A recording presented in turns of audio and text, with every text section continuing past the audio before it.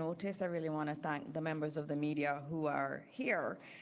Just need to acknowledge those present with us, our Prime Minister, Dr. the Most Honourable Andrew Holness, our other cabinet ministers who are here, permanent secretaries who are here, and of course our special guest today, Jeremy Lewin, the U.S. Undersecretary for Foreign Assistance, Humanitarian Affairs, and Religious Freedom. And I want to acknowledge Laura Ortiz-Rodriguez, who's also here, and she's the Director of Media Affairs in the U.S. State Department, and of course, Scott Renner, the chargé here at the U.S. Embassy in Kingston, and other members of the U.S. government team here. This is going to be very short. We are in the middle of cabinet, but this is a very important area that we want to discuss. The United States has always been a friend of Jamaica, and so we're very honored to have you here. And so we're going to start things off with a statement from Jeremy Lewin, the U.S. Undersecretary for Foreign Assistance, Humanitarian Affairs, and Religious Freedom.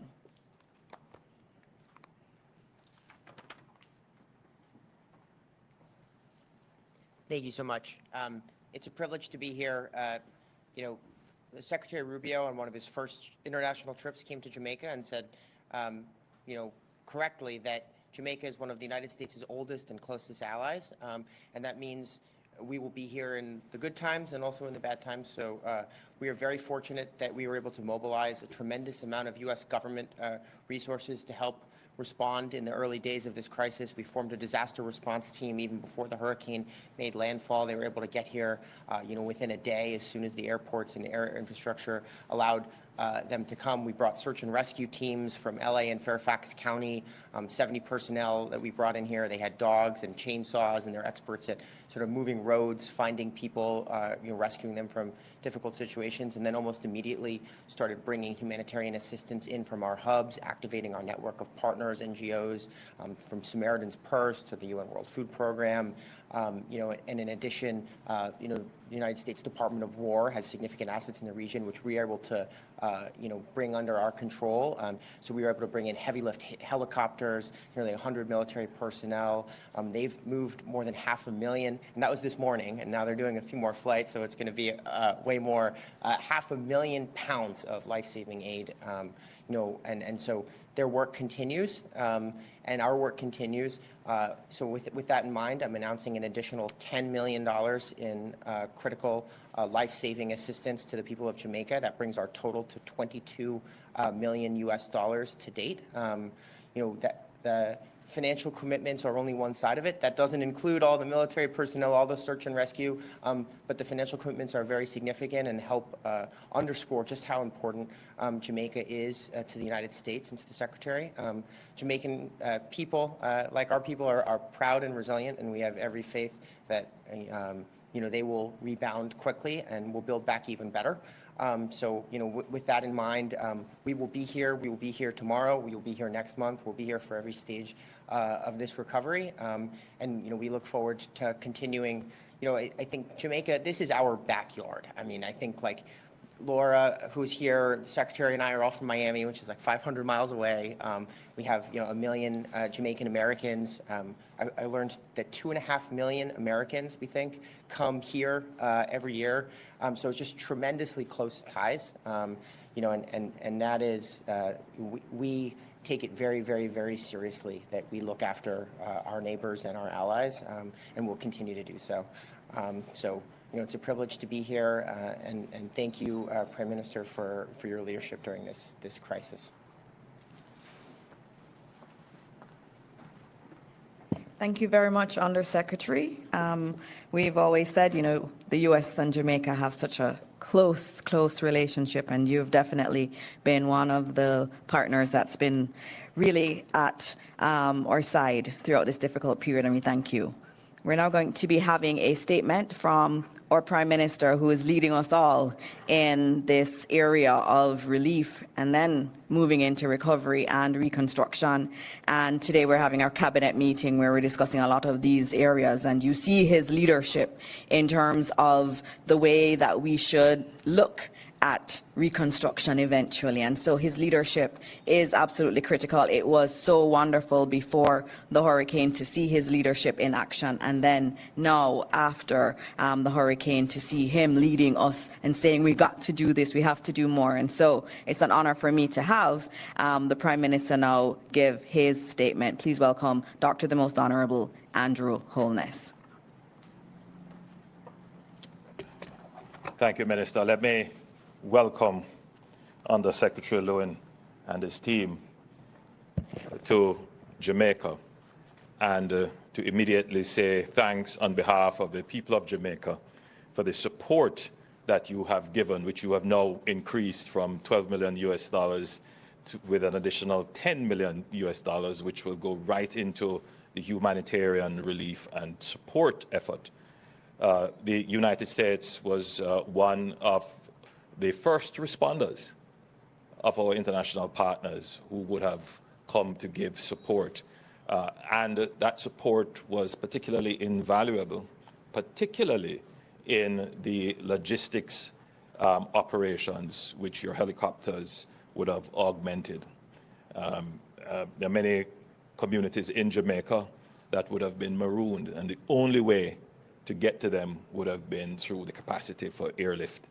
We do have some airlift capacity in the JDF, but certainly none in comparison to the United States fleet. And you made several of your helicopters, heavy lift helicopters, available to us, and that was crucial in our ability to reach several marooned communities. The provision of other humanitarian relief, also important. And now with your even more greater generosity with a further $10 million that will assist. Now, I know that there are some who will hear these huge figures and believe that it is the extent of the challenge that we face. But I hasten to add that having been hit by a Category 5 hurricane, the damage that has been done to our economy, to our infrastructure, not to mention to the lives of ordinary Jamaicans, housing, their businesses, it is in excess, and we've been very conservative. The damage is between $6 to $8 billion, and we haven't completed our assessment yet. We expect that that figure will look a little bit differently after we have completed the assessment. In fact, it will be probably much more. So Jamaica's recovery will inevitably have to include support from our partners. And so it is reassuring to know that the United States, our closest partner in this region, is supportive and willing to provide us with as much help as we need. And we do take that with some comfort. But I would also say that Jamaica is investing heavily in its own resilience and its own ability to recover. It is not an easy task to do that, but it is something that we must do as an independent nation, to stand on our own 2 feet and be able to treat with the problems that we face. But it is reassuring to know that as we strive as a resilient people, as a strong people, we have good friends that can be with us along that journey to recovery. Presently, we are in the relief phase of the operations, which I suspect is probably more difficult than the recovery and construction phase, because this is the phase when we have to address the issues of human suffering. Persons are without food, without water, without shelter, without medicine. And that immediate phase creates sometimes very difficult emotional responses. The role of the government is to be empathetic, to be responsive as quickly as possible, but also to build the systems that will ensure that there is an enduring response. Because after a Category 5 hurricane, the relief phase of the disaster is likely to be extended. We're talking several weeks, if not months, of the need for an established supply chain of humanitarian assistance and relief. And then, of course, there is the whole recovery phase, which is when we would seek to get our electrical grid, our water and telecommunications, our road infrastructure back to some semblance of normalcy so that people can take their lives into their own hands once again.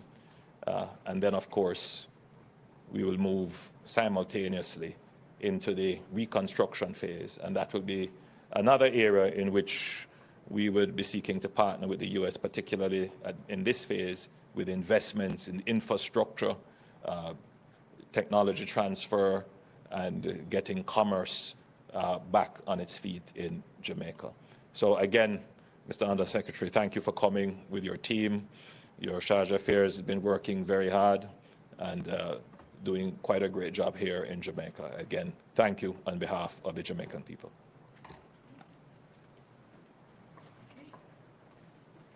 All right, thank you, everyone. We're going to clear here so that we can have the official photo between the Prime Minister and the Undersecretary. Thank you all.